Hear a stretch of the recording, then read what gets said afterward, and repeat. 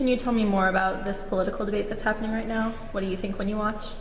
Yeah, if you look at some of the, because it's such stark between the Republicans and the Democrats on the idea of having refugees come from other countries to stay in the United States. And you see more, especially on the Democratic side, you see more acceptance of allowing Muslims and people from those countries to come and stay in the United States, be refugee. But when you look at the more Republican side of the spectrum, especially the more conservative side, you see people who are completely against it. And a lot of the things I think that's really controversial about it is not necessarily the refugees themselves, but what it could stand for, because most people just assume people from those countries are connected to terrorism. And I think that's really the main point that really is dividing this political climate.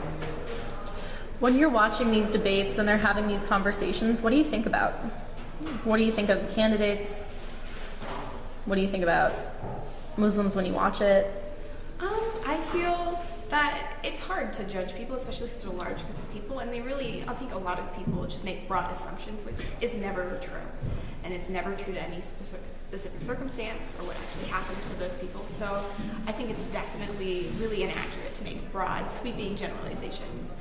And I think the candidates each have a different way to portray that. You see the Democrats, they take a more kind of moderate approach to it. They don't really make sweeping generalizations, but they do want to show compassion and courtesy to the people who have been displaced and need to find refugees somewhere else.